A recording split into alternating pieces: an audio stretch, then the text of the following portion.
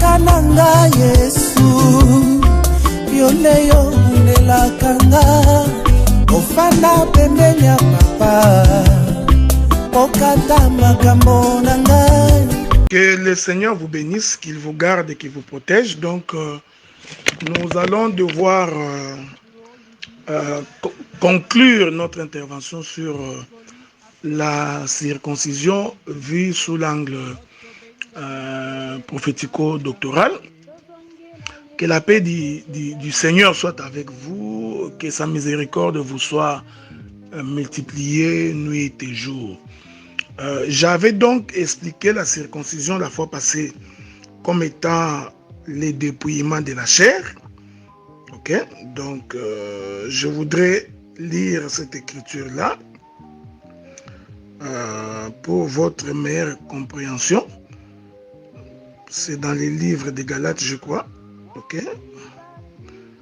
Souffrez que nous trouvions cette écriture. Voilà. Dans le livre de Colossiens, Colossiens dit, dans Colossiens chapitre 2, à partir du verset... bon, je commence par le verset 11. Nous disons ceci. Il est écrit, c'est en lui que vous avez été circoncis, d'une circoncision que la main n'a pas faite, mais de la circoncision de Christ, qui consiste dans les dépouillements du corps de la chair. Verset 12. Ayant été ensevelis avec lui par le baptême, vous êtes aussi ressuscités en lui, avec lui, par la foi en la puissance de Dieu qui l'a ressuscité des morts. Verset 13. Vous qui étiez morts par vos offenses et par l'incirconcision de votre chair, il vous a rendu à la vie avec lui en nous faisant grâce pour toutes nos offenses. Que le Seigneur vous bénisse. Donc, remarquez que nous avions défini la circoncision comme étant les dépouillements de la chair. C'est-à-dire que quand on se dépouille de la chair, ainsi on est circoncis. Alors, vous allez souffrir avec moi que nous puissions faire un petit détour dans le jardin, parce que le jour où on posa la question à Jésus concernant la lettre de répudiation par le pharisien, Jésus a répondu, il n'en était pas ainsi au commencement. Donc nous allons ensemble avec vous rentrer au commencement pour expliquer cette notion de la circoncision. C'est très important. Remarquez qui est en fait le dépouillement de la chair. En d'autres termes, lorsque quelqu'un se dépouille de son corps, ceci est une circoncision. Ok? Vous verrez dans ma démarche, j'expliquerai que l'enlèvement, c'est aussi une circoncision. Il est merveilleux. Mais rentrons d'abord dans le jardin pour asseoir la pensée de ce que nous voulons dire. Avez-vous remarqué que au commencement, Dieu, lorsqu'il crée Adam, vous connaissez l'histoire, Dieu a donc rassemblé la poussière de la terre et il en a formé un corps. Donc, il a mis la poussière de la terre ensemble pour qu'il forme une motte de terre. Et ainsi, il forma Adam. Jusque-là, lorsque Adam a été créé, Adam n'était qu'une masse inerte. Donc, c'était encore quelqu'un qui ne vivait pas. Donc, Adam, quoique rassemblé, était toujours mort. Alors, l'Écriture dit que l'Éternel va souffler dans les narines d'Adam pour que Adam devienne une âme vivante ou un être vivant. En d'autres termes, vous comprenez que c'est le souffle de Dieu qui donna la vie à Adam. Ok? Donc, nous pouvons dire que ce souffle-là, c'est la vie. C'est la vie de Dieu dans un corps. Ok? Voilà pourquoi il y a une écriture qui dit, en réalité, dans l'homme, c'est l'esprit. Or, l'esprit est à l'intérieur du corps, c'est-à-dire à l'intérieur de la chair. Donc, ainsi, quand le Seigneur souffle dans Adam, le souffle d'Adam va donc avoir pour, le souffle de Dieu va donc avoir pour vêtement la chair d'Adam. Okay? C'est pourquoi Paul avait raison de dire que ne savez-vous pas que votre corps est le temple du Saint-Esprit? C'est dans les livres de Corinthiens, si je ne me trompe pas. Je voudrais aller trouver cette écriture-là pour vous. Donc, dans les livres de 1 Corinthiens, souffrez. Nous allons lire cette écriture-là. Parce que ce sont ces choses qui vous permettent de comprendre l'essence prophético-doctorale de la circoncision. Je suis dans 1 Corinthiens, dans son chapitre 6, le verset 19. L'écriture dit, ne savez-vous pas que votre corps est le temple du Saint-Esprit qui est en vous et que vous avez reçu de Dieu et que vous ne vous appartenez point à vous-même. Donc, quand quelqu'un reçoit le Saint-Esprit de Dieu, voyez-vous, ainsi son corps devient comme un temple dans lequel Dieu habite. Donc, vous comprenez que Adam était donc le temple de Dieu. Donc, Adam était le tabernacle de Dieu. Dieu, quand il souffle dans Adam, donc Adam devient donc la demeure de Dieu et que Dieu lui-même est à l'intérieur. Voyez-vous, frère. Donc, par la circoncision que nous avions définie comme étant le dépouillement de la chair, c'est en d'autres termes rendre visible l'invisible. Parce que quand Dieu entre dans le corps d'Adam, qu'est-ce que Dieu fait? Il se cache. Voyez-vous? Donc nous avons à l'extérieur le corps, la chair, mais à l'intérieur l'esprit du Seigneur. Ainsi, il va se poser un problème, c'est qu'il faudrait que l'humanité découvre ce qui est caché. Okay? J'ai donc expliqué ici que Adam c'est donc un tabernacle, Adam c'est une maison, Adam c'est un corps, mais c'est le corps de Dieu. Donc le souffle là, c'est Dieu qui vient entrer dans un corps. Ainsi, l'esprit est recouvert de la chair. Oui? Donc la chair devient donc le vêtement de l'esprit. Est-ce que vous me suivez? Je vais répéter ça clairement. Or, la chair, elle est terrestre, okay, mais l'esprit est céleste. Vous voyez, frère, déjà, quand Dieu créait Adam, Dieu expliquait sa propre venue sur la terre. Donc, Dieu expliquait la notion d'Emmanuel. Dieu expliquait la notion qui dit « Le royaume des cieux est parmi les hommes ». Donc, Dieu lui-même est descendu sur la terre. Voyez-vous? Et pour que Dieu descende sur la terre, l'Écriture dit « Personne ne peut voir Dieu et rester en vie. Quiconque voit Dieu devrait donc mourir. » Alors, pour que Dieu entre dans le temps et pour qu'il puisse se rendre visible, Dieu a donc besoin d'un vêtement. Et ce vêtement-là, c'est justement ça, la chair d'Adam. C'est ça le corps d'Adam. Est-ce que vous me suivez? Mais il faut faire très attention parce que quand l'Éternel est dans un corps, c'est difficile de le voir parce qu'il a porté un vêtement, voyez-vous? C'est difficile de le comprendre. Ici, je voudrais dire que le fait que Dieu porte le corps qu'on appelle Adam, cet Adam-là, c'est tout un sacerdoce. C'est le sacerdoce de Dieu qui se cache. Est-ce que vous remarquez ça? Donc, quand Adam s'est promené dans le jardin, avec l'esprit de l'intérieur dans le corps d'Adam, nous disons que cet Adam-là, c'est tout un sacerdoce. C'est lequel sacerdoce? C'est le sacerdoce de l'esprit qui se cache. C'est le sacerdoce de Dieu qui se cache. Or, le Dieu qui se cache ici, vous comprenez que c'est le sacerdoce de Moïse. Parce qu'au temps de Moïse, Dieu s'est caché. Voyez-vous, Dieu ne s'est pas révélé. Donc, je voudrais prendre un autre témoin des Écritures pour expliquer toujours cette notion de la circoncision. Voyez-vous, frère, Parce qu'il faut que nous en arrivions à comprendre pourquoi on doit dépouiller la chair. Parce que celui qui est caché à l'intérieur doit être visible.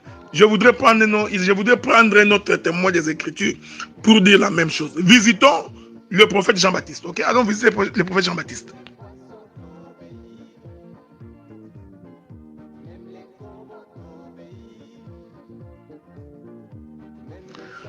Que la paix du Seigneur soit avec vous, ok? Que les dieux du ciel vous gardent et qui vous protègent. Je disais que nous allons visiter le prophète Jean-Baptiste. Okay? Donc, courons très vite parce que j'ai beaucoup de choses à dire. Je prends d'abord le livre de Matthieu dans son chapitre 3. Matthieu chapitre 3. Nous sommes là au jour du baptême de Jésus. Je commence par le verset 13. Alors Jésus vint de la Galilée au Jourdain vers Jean pour être baptisé par lui. Mais Jean s'y opposait en disant, c'est moi qui ai besoin d'être baptisé par toi. Et tu viens à moi. Jésus lui répondit, laisse faire, car il est convenable que nous accomplissions ainsi ce qui est juste. Et Jean ne lui résista plus. Dès que Jésus eut été baptisé, il sortit de l'eau, et voici les cieux s'ouvrirent. Il vit l'Esprit de Dieu descendre comme une colombe et venir sur lui. Voyez-vous, ça c'est les textes. Je vais d'abord répéter les songes pour vous. Ensuite, nous allons en donner l'explication pour que le peuple soit sauvé. Pour que le peuple sorte de l'Égypte.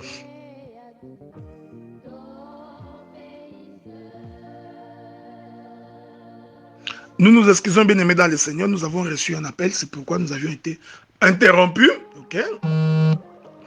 Donc, revenons.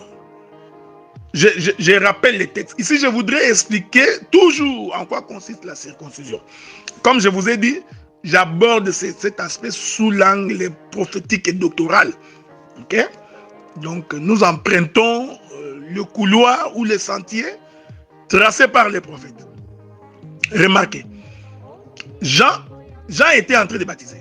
Maintenant, pendant que Jean baptisait, il verra le Seigneur venir. Ok?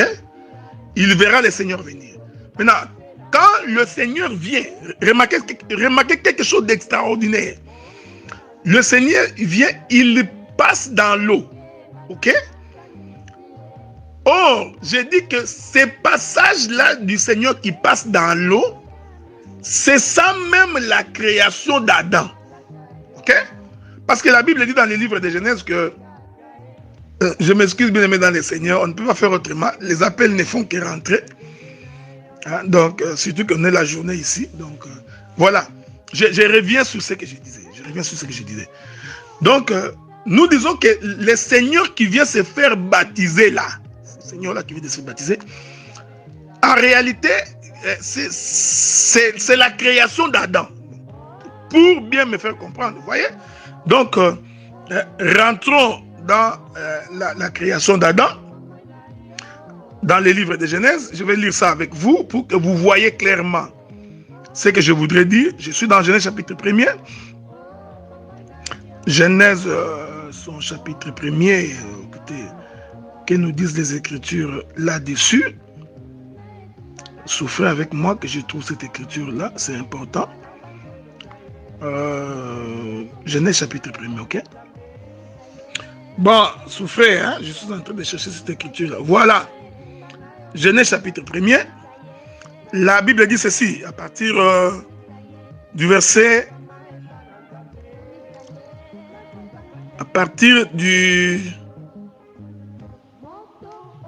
Bon, prenons à partir du verset... Souffrez, hein? Je suis en train de regarder. Que nous disent les Écritures. Bon, nous sommes à partir du verset 36. La Bible dit, Dieu dit, faisons l'homme à notre image, selon notre propre ressemblance, qui domine sur le poisson de la mer, sur les oiseaux du ciel, sur le bétail, sur toute la terre, et sur tous les reptiles qui rampent sur la terre. Dieu créa l'homme à son image, il est créé à l'image de Dieu, il créa l'homme et la femme. Ok? Allons prendre le chapitre 2. Parce que dans le chapitre 1er, Dieu parle comme un prophète. Mais dans le chapitre 1er, Dieu parle comme un prophète. Mais dans le chapitre 2, Dieu explique sur le plan doctrinal comment il crée l'homme. Genèse chapitre 2, le verset 6, l'Écriture dit « Mais une vapeur s'éleva de la terre et arrosa toute la surface du sol.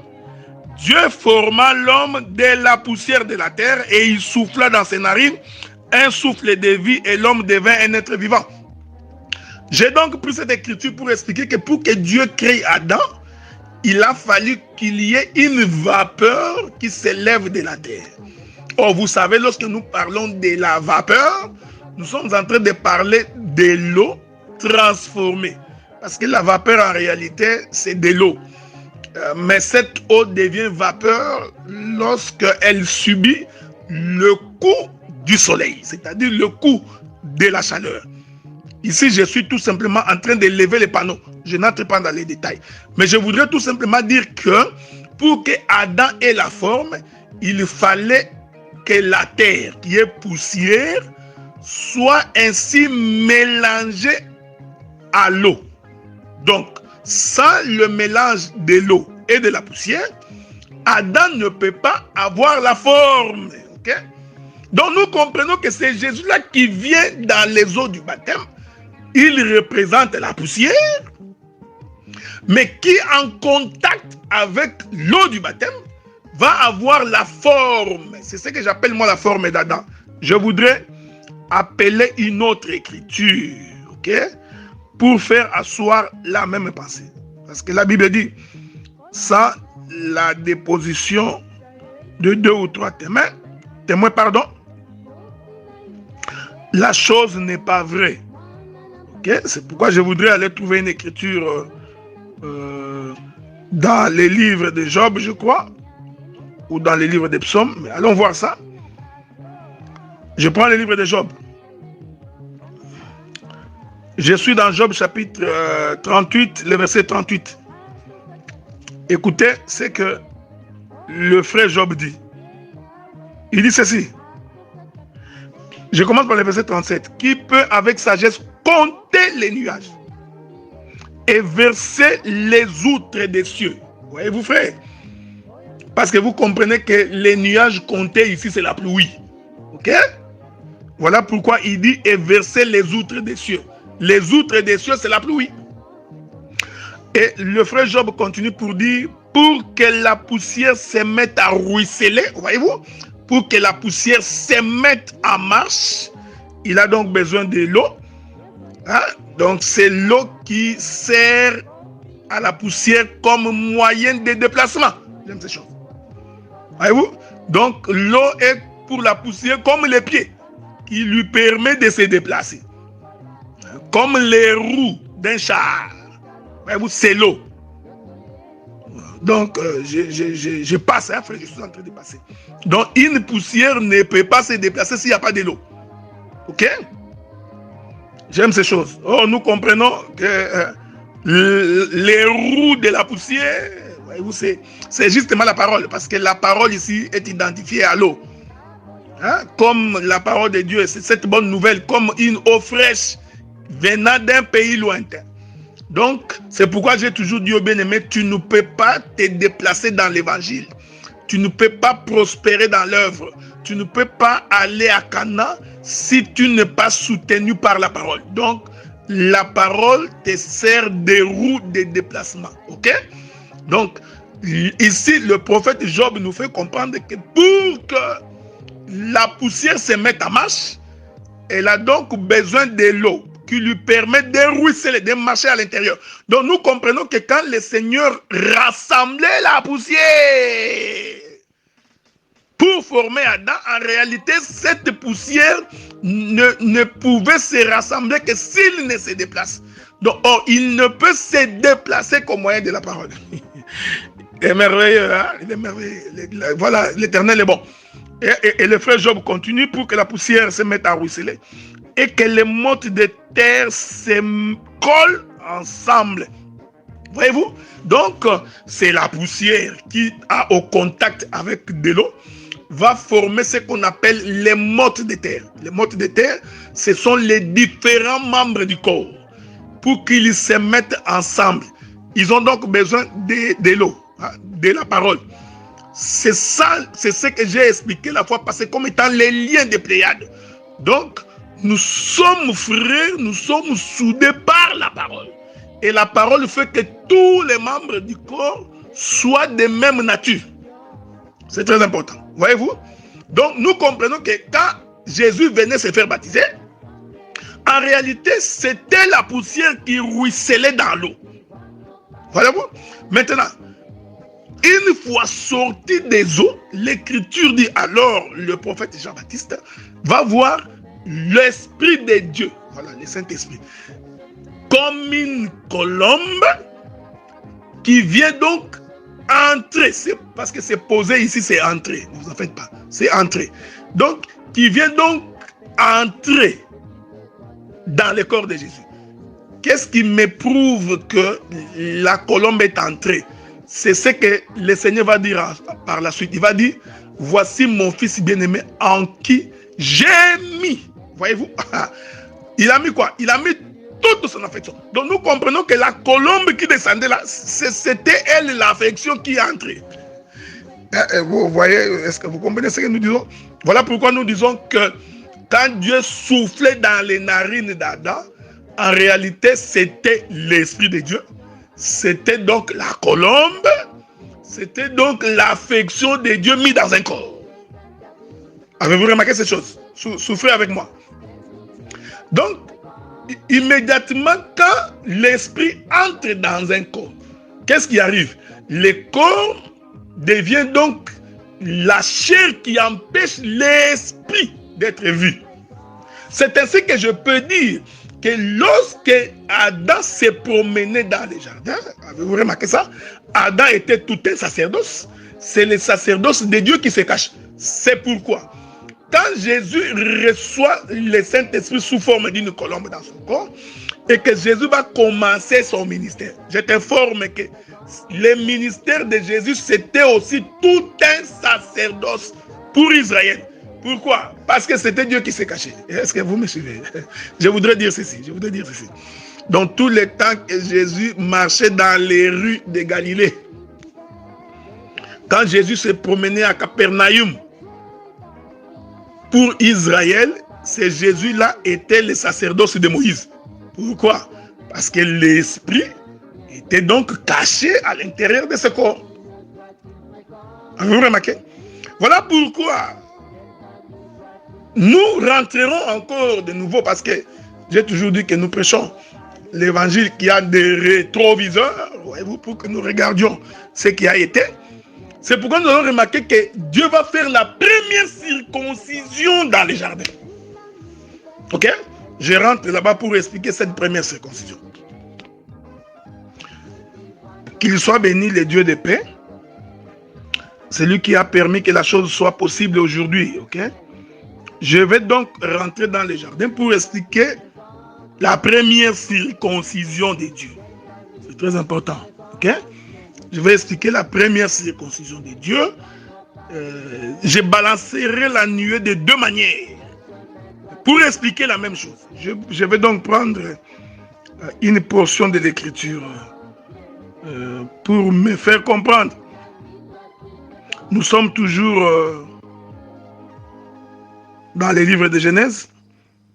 C'est un livre que j'ai toujours adoré. Et j'ai toujours pensé que si quelqu'un a la maîtrise de la création, le voyage dans les Écritures va lui être très facile. Allons-y. Genèse chapitre 2, le verset 20. Nous lisons. Et l'homme donna des noms à tous les bétails, aux oiseaux du ciel et à tous les animaux des champs. On continue la marche. Mais pour l'homme, il ne trouva point d'aide semblable à lui. Alors l'Éternel Dieu fit tomber un profond sommeil à Adam. J'explique la circoncision, ok? Il est merveilleux. L'Éternel Dieu fit tomber un profond sommeil sur l'homme qui s'endormit. Il prit une de ses côtes et referma la chair à sa place. Il est merveilleux. Que Dieu vous bénisse. Je voudrais vous rappeler que je n'aborde pas cette question ici sur le plan doctrinal. Ok? Donc je ne l'aborde pas comme un apôtre. Je ne suis pas en train d'aborder cette question comme un pasteur ou comme un évangéliste. Quand bien même que nous pouvons l'aborder également dans ce sens-là. Peut-être dans ma conclusion, je dirai un mot là-dessus. Je vous ai dit que ma manière d'expliquer ces choses, les couloirs que je prends, c'est les couloirs doctoraux, teintés de quelques percées prophétiques. Remarquez. Donc, l'Éternel, je vais dire beaucoup de choses très profondes ici. Donc, l'Éternel, pour retirer la côte dans le corps d'Adam, l'Éternel va donc frapper Adam d'un profond sommeil. Or, vous savez que le sommeil d'Adam, c'est la mort. Ce n'est pas moi qui dis, c'est le frère Paul. Paul dit ceci. Bon, j'ai souffert, hein? Je vais donner les Écritures, ça va nous permettre d'éviter des accidents sur la chaussée, okay? Pour que les gens nous comprennent bien. Nous allons éviter qu'il y ait des accidents sur la chaussée. Je suis dans 1 Thessaloniciens chapitre 4 verset 13. Nous ne voulons pas, frères, que vous soyez dans l'ignorance au sujet de ceux qui dorment, afin que vous ne vous affligez pas comme les autres qui n'ont pas d'espérance. Ah, donc, ici, le frère Paul confirme que ceux qui sont morts en Christ, en réalité, ils dorment. Okay? Ajoutons une autre flèche dans votre carquois pour permettre un bon voyage dans les déserts. Parce qu'il y a beaucoup de bêtes sauvages. Jean chapitre 11 verset 11. Après ces paroles, il leur dit: Lazare, notre ami, dort. Je vais les réveiller. Vous voyez? Donc, pour les seigneurs, ceux qui dorment en Christ, ceux qui sont morts, en Christ, en réalité, ils dorment. Voyez-vous? Parce que vous allez constater que la première mort d'Adam, le Seigneur, quand il frappe Adam d'un profond sommeil, nous disons que prophétiquement, il avait donné la mort à Adam. Et quand il donne la mort à Adam, pour récupérer l'os qui était dans Adam. Voilà. Ici, je voudrais dire que, mais en fait, Dieu n'a récupéré que ce qu'il avait mis dans le corps d'Adam. Ici, je voudrais dire que l'os d'Adam, c'est ça même le souffle de Dieu. C'est ça l'esprit de Dieu. Il est merveilleux, hein? Bon, regardez avec moi.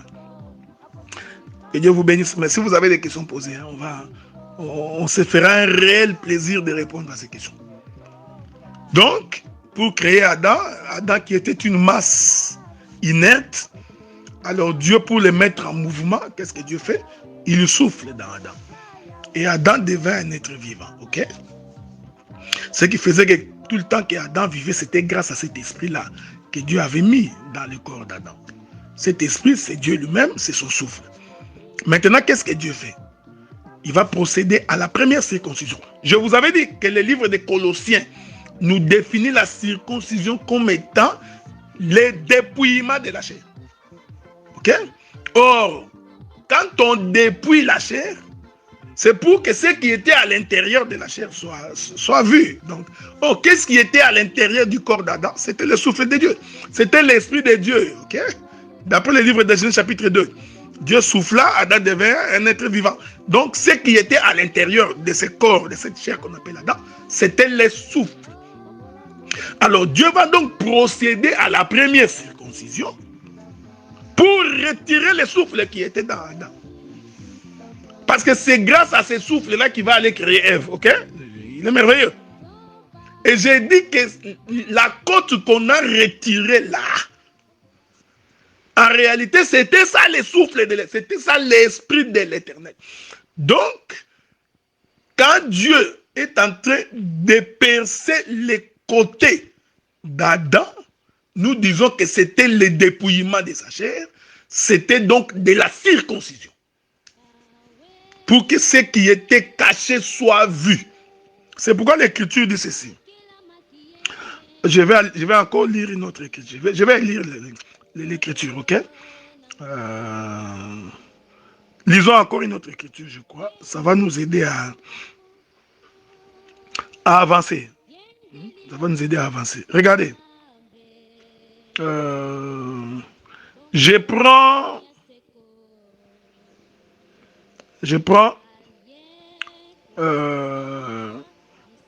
le livre de Genèse chapitre 2, le verset 23. Ah, 23? Je crois, hein? Voilà. Verset 22. L'Éternel Dieu forma une femme. Regardez. L'Éternel Dieu forma une femme de la côte qu'il avait prise de l'homme et il l'amena vers l'homme. Donc pour former Ève, qu'est-ce que Dieu fait? Il prend donc ce que lui Dieu avait retiré dans le corps d'Adam, l'os, que j'explique que c'est l'esprit de l'Éternel. Il prend cet os-là, il va aussi le couvrir de la chair. Donc quand Ève se présente devant Adam, ce qui était à l'intérieur d'Adam, voyez-vous, c'était l'os qui a été pris dans son corps. Et autour de cet os-là, on va former ce qu'on appelle la chair. Et c'est cette chair-là qu'on va appeler Ève. Est-ce que vous me suivez? Ce que j'ai dit est très profond. Il est très, très capital. Hein? Donc, ainsi, Adam pouvait dire, c'est l'os de mes os, chair de ma chair. Regardez. Donc, en fait, Dieu, en créant Ève, il n'a fait que répéter la création d'Adam. Dans la création d'Adam, il rassemble la terre, la poussière. Dieu souffle à l'intérieur. Le souffle de Dieu devient donc l'intérieur d'Adam et sa chair devient l'extérieur. Qu'est-ce que Dieu fait? Il va répéter ça dans la création d'Ève. Il récupère ce qui était à l'intérieur d'Adam, c'est-à-dire l'os, son côté. Il prend ce côté-là. À partir de cet os-là, il va aussi former une autre enveloppe qu'on appelle Ève. Donc, c'est pourquoi Adam disait, voici l'os de mes os, chair de ma chair. Un autre moi-même, c'est-à-dire, je vous informe que Ève n'est que la répétition d'Adam. Est-ce que vous remarquez? Mais j'ai pris cette portion de l'écriture, pourquoi? Pour expliquer la première circoncision. C'est-à-dire, quand Dieu est en train de percer les côtés d'Adam, c'était pour que l'os qui est à l'intérieur soit découvert. En d'autres termes, c'était le dépouillement de la chair. C'est une circoncision. Okay? Par la circoncision, on dépouille la chair. On dépouille l'esprit de la chair qui l'a enveloppé. Bon, on va lire quelques écritures dans les livres des Actes des Apôtres. Je vous reviens. Que la paix du Seigneur soit avec vous. Hein? Que le Seigneur vous bénisse et qu'il vous garde.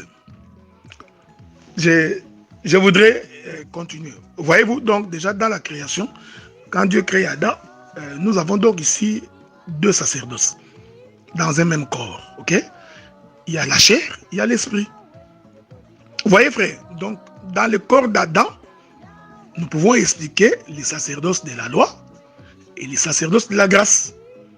Les sacerdoces de la loi étant la chair d'Adam, les sacerdoces de l'esprit étant le souffle de l'Éternel qui était dans le corps d'Adam. Okay? Je vais coudre l'habit tout de suite là. Je donnerai la forme à la tunique que nous avons. le Seigneur va aussi le répéter dans le corps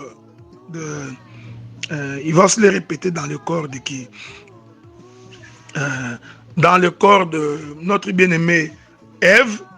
Ève aussi, il y aura l'os d'Adam à l'intérieur et sa chair à l'extérieur. Donc c'est toujours le même sacerdoce.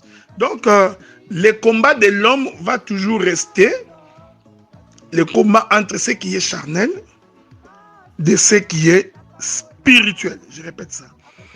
Le combat de l'homme doit être le combat entre ce qui est charnel de ce qui est spirituel.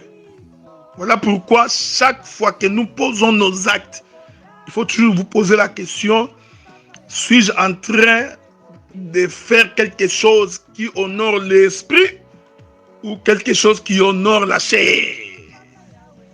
C'est très important. Bon, je prends le livre de Galates. Galates chapitre 4. Galates chapitre 4. Regardez ce que la Bible dit. Je prends le verset 29. Commençons par le verset 28. Pour vous, frères, comme Isaac était enfant de la promesse, et de même alors que celui qui était né selon la chair persécutait celui qui était né selon l'esprit, ainsi en est-il encore maintenant. Ah, regarde, je reprends ça. C'est très important. Pour vous, frères, comme Isaac était enfant de la promesse. C'est là que je vais commencer. Et le frère Paul continue. De même, alors celui qui était né selon la chair persécutait celui qui était né selon l'esprit. Ainsi en est-il encore maintenant. Ah, donc, le frère Paul nous fait comprendre que dans la maison d'Abraham, il y avait deux sacerdoces. Donc, il y en avait un qui était né selon la chair. Vous comprenez que l'enfant qui était né selon la chair, c'est Ismaël. Et l'enfant qui était né selon l'esprit, c'est Isaac. Mais tous deux cohabitaient dans la maison d'Abraham. Que Dieu vous bénisse. Que Dieu vous ouvre les yeux de l'esprit. Et que les écailles tombent de vos yeux pour que vous voyez ce que je suis en train de voir. Donc nous comprenons que Adam lui-même représentait Ismaël et Isaac. Avez-vous remarqué ça? Avez-vous vu ça? C'est pourquoi j'ai toujours dit, bien aimé dans le Seigneur, que les doctorats se trouvent dans les détails. Okay? Donc quand vraiment tu es docteur de la parole, il faut être rassuré que tu as le coup d'œil dans les détails. Parce qu'aujourd'hui, il y a beaucoup de confusion. Tu vois un docteur, quand il parle, on se pose la question, il est docteur ou il est apôtre? D'autres là, on se pose la question, est-ce qu'il est prophète ou il est docteur? Tellement qu'il a toujours l'habitude de ne prêcher que les données prophétiques. Lui, il n'est qu'en train d'expliquer Gog, Magog, Armageddon. Il nous explique les jugements derniers, toutes ces choses-là. Donc, on se pose la question, on se pose la question, est-ce que c'est un docteur ou c'est un prophète? Ok? Donc, c'est pourquoi je suis en train d'insister. J'insiste, frère, pour que vous regardiez avec moi très très bien. C'est pourquoi nous croyons que quand on a le ministère, on ne peut pas tarir. On ne peut pas s'épuiser. Parce que Dieu donne toujours l'inspiration. Le frère Paul, pour expliquer le combat entre la chair et l'esprit, je suis dans Galates chapitre 4 à partir du verset 28-29. Pour expliquer le combat entre la chair et l'esprit, le frère Paul rentre dans la maison d'Abraham. Ok? Alors, je vous prends sous les ailes du grand aigle, qui est le Seigneur Jésus-Christ. Je voudrais vous ramener dans la maison d'Abraham. Quand nous rentrons dans la maison d'Abraham, nous trouvons que le frère Paul nous dit qu'il y a eu deux enfants qui sont nés dans cette maison. Il y a un enfant qui était né selon la chair. Or, l'enfant né selon la chair, vous voyez frère, c'est le rassemblement de la poussière de la terre. Avez-vous remarqué ça? Dieu, pour créer Adam, il rassemble la poussière de la terre. Donc, cette poussière de la terre rassemblée, c'est tout un enfant. Cet enfant-là, c'est Ismaël. Il est charnel. C'est tout à fait normal, non? Parce qu'il provient de la terre. C'est pourquoi le Seigneur avait dit à Adam, les jours où tu mangeras, tu mourras. Et tu retourneras dans la poussière. Quand Dieu disait que tu retourneras dans la poussière, Dieu ne parlait pas à l'esprit qui était dans Adam. Dieu parlait à la chair d'Adam, parce qu'il n'y a que cette chair-là qui a été tirée de la terre. Vous remarquez ça? Donc, nous disons que cet enfant-là naît selon la chair, que Paul est en train de voir dans la maison d'Abraham. Cet enfant-là, c'est Ismaël. Donc, nous comprenons que Ismaël, c'est lui, Adam, comme une masse inerte. Voyez-vous? Et il continue pour dire, de la même manière que celui qui était né selon la chair, persécute celui qui est né selon l'esprit. Donc, celui qui est né selon l'esprit, c'est Isaac. Donc, vous comprenez que Isaac, lui, il est le souffle de Dieu. Il est merveilleux. Voyez-vous? Isaac, c'est lui l'esprit de l'éternel. Alors qu'Ismaël, c'est la chair d'Adam. Que Dieu vous bénisse, qu'il vous garde, qu'il vous protège. Okay? J'ai fait une marche avec le Seigneur. Vous savez, il y a beaucoup de choses à dire. Hein? Donc, je suis sûr que je ne pourrais même pas terminer. Si je voudrais rester, je resterai encore 3, 4, 5 séances. Parce qu'il y a beaucoup de choses à dire. Voilà, c'est pourquoi nous disons que le corps de Jésus, c'est Ismaël. Hein? Le corps de Jésus, là que vous voyez. Bon, rentrons d'abord ça, on va en parler si le Seigneur le permet. Donc voilà. Et ainsi, le frère Paul nous enseigne que les charnels persécutent les spirituels. C'est ça la vie que nous menons tous les jours, bien-aimés dans le Seigneur. Hein? C'est pourquoi l'Écriture dit ceci. Écoutez. La Bible dit ceci. Je suis toujours dans les livres des Galates. Je vais lire le chapitre 2. Souffrez avec moi, nous allons lire le verset 16. Néanmoins, sachant que ce n'est pas par les œuvres de la loi que l'homme est justifié. Les œuvres de la loi, vous comprenez que c'est la chair, non? C'est les sacerdoces de Moïse. Mais par la foi en Jésus-Christ, nous aussi, nous avons cru en Jésus-Christ afin d'être justifiés par la foi en Christ et non par les œuvres de la loi, parce que nulle chair ne sera justifiée par les œuvres de la loi. Je vais continuer. Laissez-moi ajouter une autre écriture. Ça va nous permettre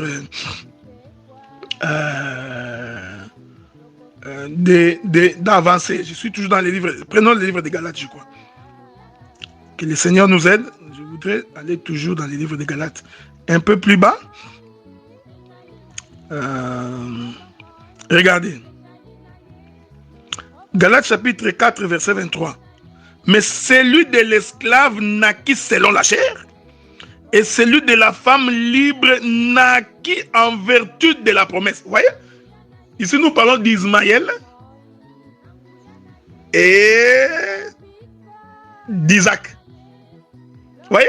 Mais tous deux sont dans la maison d'Abraham. Donc, il y en a un qui naquit selon la chair et l'autre naquit en vertu de la promesse. Vous savez, frère, j'ai souffert avec moi parce que moi, j'aime quand les choses me viennent comme ça, que nous continuons seulement, ok? Continuons. Avançons seulement avec le Saint-Esprit. Nous irons quelque part. Vous avez remarqué que la naissance de Jésus va aussi reprendre ces deux choses, ok? Je vais prendre la naissance de Jésus bientôt, je vous reviens. Que Dieu vous bénisse. Je cours, hein? Mon bien mes frères et sœurs. Je cours parce que j'ai beaucoup de choses à faire après. Je continue. Galates chapitre 4, toujours là où nous étions. Le verset 29. De même alors que celui qui était né selon la chair persécuter celui qui était né selon l'esprit. Ainsi en est-il encore maintenant. Que dit l'Écriture? Point d'interrogation. Chasser l'esclave et son fils, car le fils de l'esclave n'héritera pas avec le fils de la femme libre. Je répète ça. Mais l'Écriture dit chasser l'esclave et son fils. Ah, donc vous voyez, c'est la circoncision. Que la paix du Seigneur soit avec vous. Parce que et le fils de l'esclave que j'ai symbolisé ici par Ismaël, qui naquit selon la chair, le fils de la promesse, Isaac, naquit selon l'esprit, les deux cohabitaient, ils habitaient ensemble. C'est ça le corps d'Adam. C'est ça le corps d'Adam. Donc, Adam qui a été créé, c'était une cohabitation de la chair et de l'esprit. Mais le frère Paul dit que les deux ne peuvent pas hériter la promesse au même moment. C'est pourquoi la Bible dit la chair et le sang n'hériteront pas le royaume des cieux. La chair et le sang ici qui n'héritent pas le royaume des cieux, c'est ça le corps d'Adam. Voyez-vous frère, c'est ça les prépuces. J'aime ça. C'est ça la chair de la circoncision qu'il faut couper. Donc, le frère Paul dit, vous ne pouvez pas les laisser hériter ensemble. C'est impossible. Donc, pour que les fils de la promesse, c'est-à-dire l'esprit, puissent hériter, il faut chasser les fils de l'esclave. Donc, il faut chasser Ismaël. Vous comprenez que Ismaël qu'on chasse ici, c'est ça le dépouillement de la chair. C'est ça la circoncision. Il est merveilleux, hein? Mais que Dieu te bénisse. Hein? Toi qui me suis à cet instant ici. Hein? Donc, le temps nous manquerait pour expliquer pourquoi Ismaël a été circoncis le 13e. Quand il avait 13 ans. Le temps nous manquerait. Parce que dès qu'on est en train de circoncire Ismaël, qui à l'âge de 13 ans, le patriarche Abraham aussi devait être circoncis au même moment. Bon, ça, on fera l'objet d'une autre prédication ou d'un autre enseignement. Remarquez, donc, le frère Paul nous renseigne que les deux cohabitaient. Laissez-moi exhorter. Vous voyez, c'est pourquoi l'homme que nous sommes, nous représentons tout ça. Nous représentons une partie de la chair et une partie de l'esprit. Mais l'Écriture nous recommande que l'esprit prenne la suprématie sur la chair. Parce que la chair nous persécute, frère. La chair persécute l'esprit. C'est dans la chair qu'on trouve des divisions, qu'on trouve de la haine, du vol, de l'impudicité, de la cupidité, les mauvais cœurs. Tous les maux de la terre se trouvent dans la chair. C'est pourquoi la chair est en train de combattre l'esprit. Okay? Donc, je ne sais pas si je vous trouverai également cette écriture-là. Bon, c'est pas mauvais. Donc, la chair est en train de combattre l'esprit. Okay? Bon, je ne sais pas si je vous trouverai cette écriture-là. Mais si je ne trouve pas, ce n'est pas grave. Je vous reviendrai plus tard. Donc, il faudrait faire attention avec la chair. Parce que vous voyez, tous les conflits qu'on a aujourd'hui parmi les frères, donc c'est toujours la chair. Donc, voilà pourquoi il faut dominer la chair. Okay? Il faut dominer. Prendre l'autorité. C'est ça même la circoncision. Hein? Je reviendrai là-dessus, quoi. Donc, attendez. Je suis en train de chercher une écriture qui pourra nous permettre de bien comprendre ces choses-là. Mais si je ne trouve pas l'écriture, je reviendrai plus tard. Ok? Mais c'est toujours le livre des Galates qui nous dit ça. Bon, je vais quand même lire cette écriture. C'est une écriture populaire. Comme mon bien-aimé Enoch a toujours dit, c'est un chant populaire, un cantique populaire. Je prends un cantique populaire, ok? Regardez. La Bible dit ceci, Galates chapitre 5, verset 6. D'abord, j'ai lu pour vous. Car en Jésus-Christ, Car en Jésus-Christ, ni la circoncision, ni l'incirconcision n'a de valeur, mais la foi qui est agissante par la charité. Je continue. Je vais continuer avec vous pour aller toucher une écriture qui m'intéresse. Je suis à partir du verset 16. Voilà. Je dis donc, marchez selon l'esprit et vous n'accomplirez pas les désirs de la chair.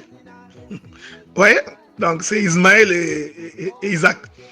Car la chair a des désirs contraires à ceux de l'esprit. Et l'esprit en a des contraires à ceux de la chair. Ils sont opposés entre eux afin que vous ne fassiez point ce que vous voudriez. Si vous êtes conduit par l'esprit, vous n'êtes point sous la loi. Voyez-vous? Donc nous comprenons que la chair, c'est la loi. C'est le sacerdoce de Moïse. Voyez-vous? Donc, or, les œuvres de la chair sont manifestes. Ce sont l'impudicité, l'impureté, la dissolution, l'idolâtrie, la magie, les inimitiés, les querelles, les jalousies, les animosités, les disputes, les divisions, les sectes, l'envie, l'ivrognerie, les excès de table, les choses semblables. Je vous l'ai dit d'avance, comme je l'ai déjà dit, que ceux qui commettent de telles choses n'hériteront point le royaume des dieux. Faites attention. Or, l'Écriture dit, ce n'est ni la chair ni le sang qui ne peuvent hériter le royaume. Donc, vous voyez, toutes ces choses ici représentent en réalité la chair et le sang, qui ne peuvent pas hériter le royaume des cieux. Et la paix du Seigneur soit avec vous. Donc, premier élément de la circoncision, j'ai donc évoqué Adam. Ainsi, vous comprenez que quand l'Éternel Dieu était en train de percer la chair ou de couper la chair d'Adam, c'était une circoncision. J'ai donné un témoin que Ismaël et Isaac dans la maison d'Abraham, c'était Adam. Maintenant, je voudrais ramener ces choses en Christ et Jésus pour que l'aurore disparaisse et que la lumière puisse apparaître dans toute sa clarté. Prenons les livres de Luc. À moins que je ne me trompe, mais je crois que c'est dans Luc qu'on peut trouver ça. Hein?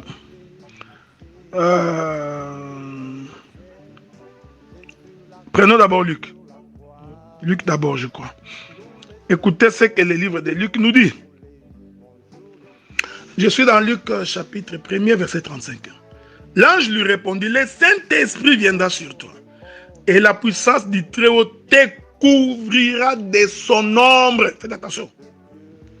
Hein? Le Saint-Esprit va couvrir Marie de son ombre. Donc ici, il faut faire très attention parce qu'il faut découvrir quelle est l'ombre du Saint-Esprit. C'est pourquoi l'enfant saint qui naîtra de toi sera appelé Fils de Dieu. Je répète ça. C'est pourquoi les saints enfants, vous voyez, ne passe pas vite.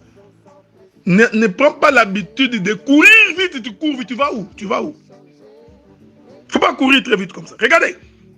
C'est pourquoi les saints enfants qui naîtra de toi sera appelé Fils de Dieu. Celui qui naît, c'est un enfant, il est merveilleux. Mais cet enfant-là sera appelé Fils de Dieu. Ouais, il y a deux choses ici. Il faut avoir l'œil de Dieu. Vous voyez, c'est toujours Adam. Merveilleux. Quand l'ombre du Saint-Esprit couvre Marie, qu'est-ce qui arrive? L'enfant qui naît de cette tante, de cette Marie-là, on dit que cet enfant, le saint enfant qui naîtra de toi sera appelé Fils de Dieu.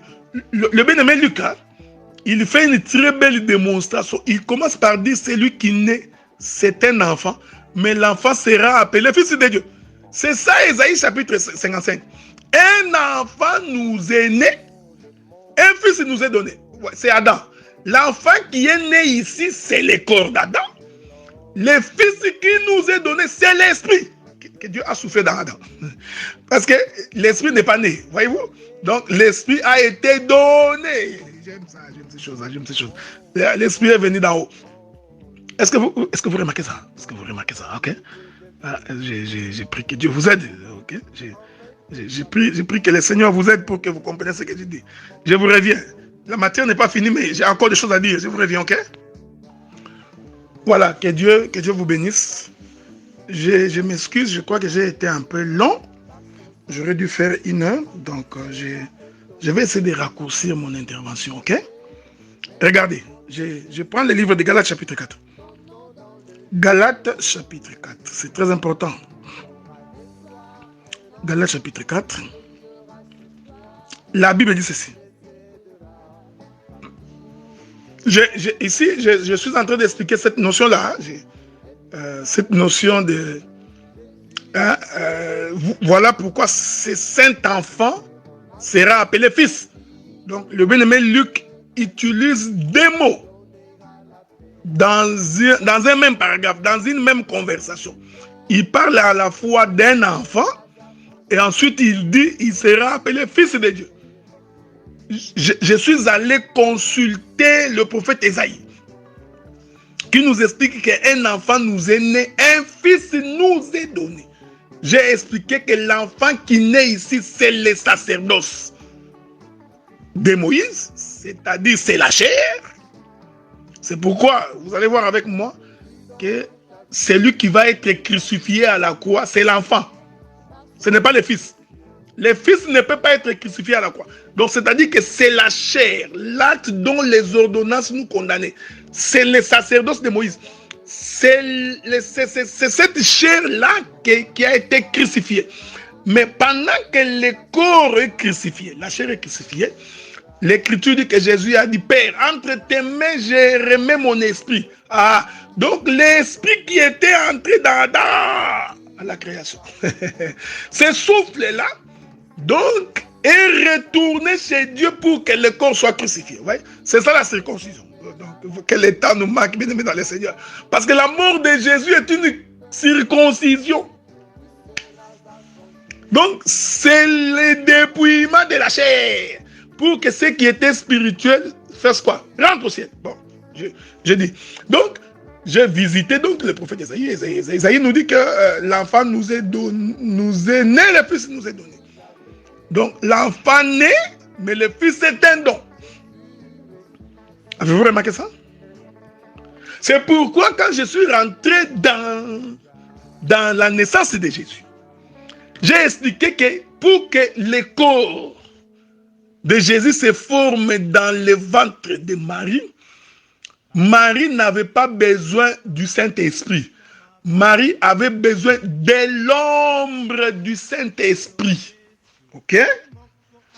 Hein? Il est merveilleux, que Dieu vous garde. Donc, c'est l'ombre du Saint-Esprit qui donne l'enfant. Ici, l'ombre, c'est le sacerdoce de Moïse. Ce n'est pas moi qui dis, c'est hébreu. Bon, on va lire hébreu. Parce que quand je dis comme ça, tu risques de ne pas comprendre ça. Prenons le livre des Hébreux. Hébreu, chapitre 10, je crois. Vous allez souffrir avec moi, que je puisse vous trouver cette écriture-là. Hébreu, il est écrit ceci. En effet, la loi qui possède une ombre des biens à venir. Ouais, donc, toute la loi possède l'ombre, renferme l'ombre des choses à venir. Hein? C'est pourquoi l'ombre du Saint-Esprit, c'est-à-dire, c'est tout un sacerdoce qui a couvert Marie. Pour que l'enfant saint qui naîtra n'est qu'une ombre. Il est écrit. Et non l'exacte représentation des choses. On ne peut pas jamais par les mêmes sacrifices qu'on offrait perpétuellement chaque année amener les assistants à la perfection. Donc, l'ombre n'apporte pas la perfection. Alors, vous comprenez que c'est Jésus-là qui est né. C'était lui la maison d'Abraham qui renfermait Ismaël et Isaac. Donc, la chair de Jésus, c'était ça, Ismaël. Et l'esprit qui était en lui, c'est, voyez-vous, il est merveilleux. Regardez. C'est pourquoi, lorsque la colombe est descendue dans le corps de Jésus au jour du baptême, cette colombe qui est l'esprit, vous comprenez? C'est ça le fils. C'est ça les fils. Donc, celui qui était né, c'est l'enfant. Mais il est appelé fils de Dieu quand la colombe entre dans son corps. C'est pourquoi nous disons que sur la montagne de Golgotha, la colombe s'était retirée de ce corps-là. Vous voyez, le fils était parti et l'enfant était resté sur la croix. Bon, regardez. Bon, j'ai tellement de choses à dire ici. Je prends Galates chapitre 4, là où j'étais. Hein. Galates chapitre 4. Galates chapitre 4. Donc, je lisais donc à partir du verset... à partir du verset 1er. Or, aussi longtemps que l'héritier est enfant, vous voyez, frère, c'est merveilleux. La Bible est d'une perfection indescriptible. C'est pourquoi l'homme de Dieu doit être un homme connecté au Saint-Esprit pour qu'il donne la nourriture convenable au temps convenable. Aussi longtemps que l'héritier est un enfant nous est né. J'ai dit qu'il ne diffère en rien d'un esclave. Voilà, vous avez été esclave au péché, de par la loi. C'est ça l'enfant. Quoi qu'il soit le maître de tout. Mais il est sous des tuteurs et des administrateurs jusqu'au temps marqué par le Père. Nous aussi de la même manière, lorsque nous étions enfants, nous étions sous l'esclavage des rudiments du monde. Mais lorsque les temps ont été accomplis, Dieu envoya son fils. Vous voyez? J'aime ce discours. Dieu envoya son fils. Écoutez la manière dont le frère Paul explique ça. Il dit, né d'une femme, né sous la loi. Ah, donc nous comprenons que l'enfant ici, c'est ça la loi. Voyez-vous, frère? C'est ça la chair. Alors que le fils, c'est l'esprit dans la chair. Voilà pourquoi la véritable circoncision, en réalité, c'est la mort de Jésus. Parce que c'est en sa mort que le Seigneur s'est dépouillé de ses corps, de cette tente. Il a dit à cette femme, vous ne pouvez pas me toucher parce que je n'ai plus le même corps que j'avais quand je marchais avec vous. C'est pourquoi, quand le Seigneur meurt sur la croix, le soldat romain va récupérer sa lance, il va percer le côté de Jésus. C'était toute une circoncision. Et pour attester qu'il s'agissait d'une circoncision, ok, la Bible dit que le rideau du temple se déchira du haut vers le bas. Vous voyez, c'est de la circoncision. Pour que ce qui était caché à l'intérieur soit vu.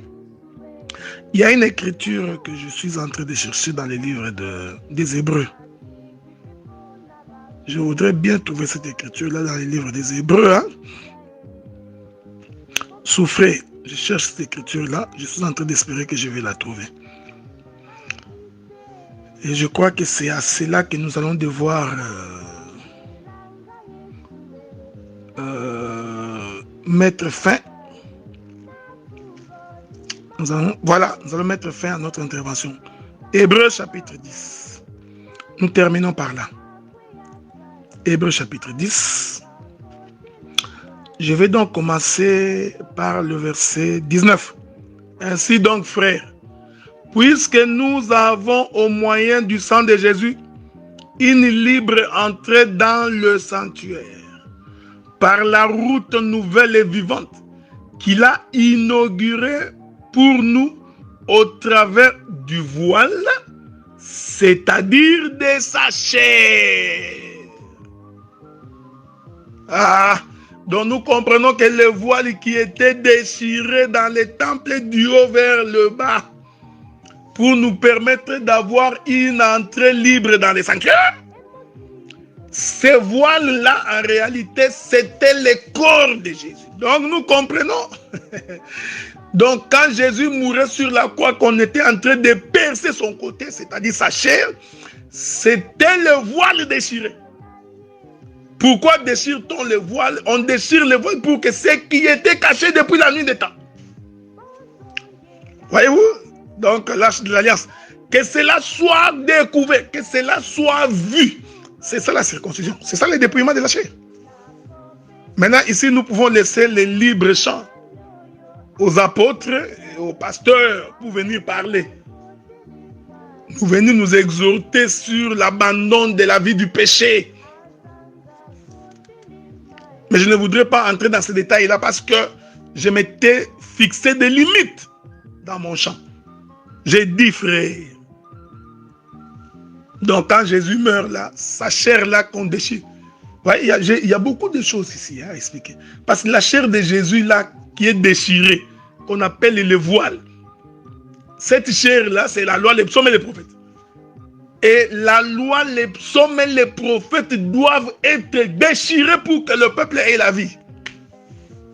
Alors, il faut donc déchirer, il faut expliquer, prendre un ciseau, couper. J'aime ça. Que la circoncision, c'est aussi l'interprétation de l'écriture. Bon, que la paix du Seigneur soit avec vous. C'est ce que nous avions voulu partager avec vous sur la circoncision. Je m'excuse beaucoup, ça a pris beaucoup de temps pour finir. C'est parce que j'étais très occupé, il me manquait le temps. Comme le Seigneur nous a donné une possibilité aujourd'hui, voilà pourquoi nous sommes intervenus pour vous bénir. Que la paix de Dieu soit avec vous, que Dieu vous bénisse, qu'il vous garde, qu'il garde les gens de vos maisons, qu'il garde vos greniers, qu'il vous protège, qu'il vous rende au centuple tous les biens que vous faites au sein. Que Dieu vous bénisse. Donc, nous avons ainsi fini notre...